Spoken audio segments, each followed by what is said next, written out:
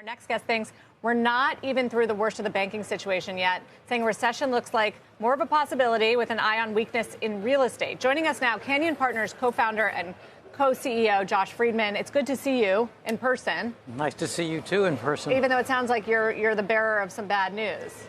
What do you see for banking? Well, it's hard to know, and it depends a little bit on what the Fed does. But it's hard to see why someone would continue to hold a deposit in a banking institution when they can earn so much more money on a money market fund.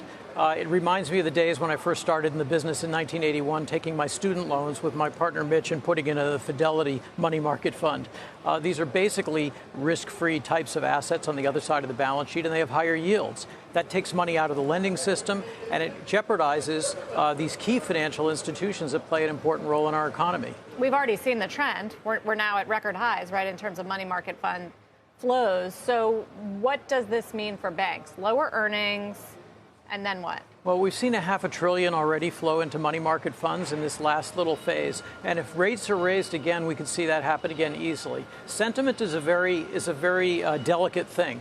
And it's quite easy to see how this could become a contagion pretty quickly. Now, I assume that the officials at the Treasury and the Fed will be somewhat calming in the face of that if it happens. But it causes significant tightening by banks.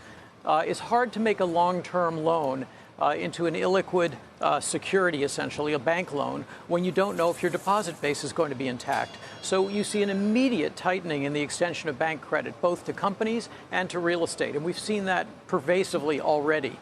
You also see outflows from other institutions like high-yield mutual funds and even other fixed-income mutual funds. There's been something like $750 billion have already been withdrawn from fixed-income mutual funds, because why should someone take the risk of long-duration paper for a relatively small yield advantage when they've seen that number go down as rates have moved up at the end of last year, and now they have the opportunity to put their money out short-term and earn a higher rate? So it sounds like you think the Fed would be making a big mistake if they keep raising rates. I think there are risks if they do that could be quite significant to the banking system, and I don't think it would be wise at this time. Goldman's got a note out just now.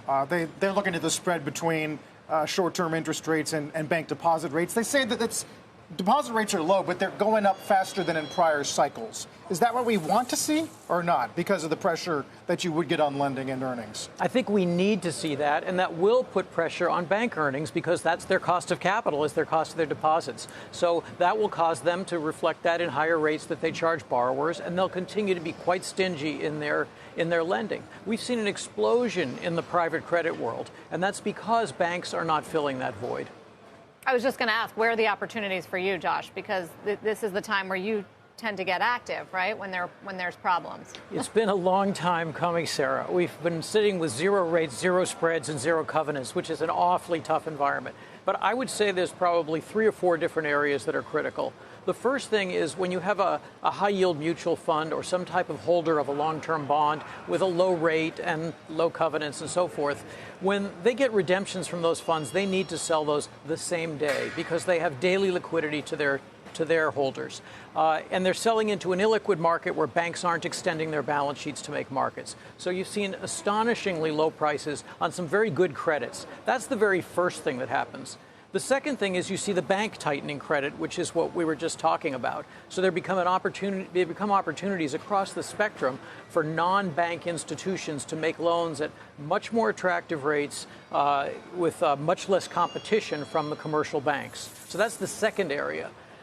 I do think that ultimately we will see a true distress cycle as a result of this as well. We're starting to see demand soften up. We've talked about how apartment sales are down 74% and home sales for purchasers in New York are down 35%.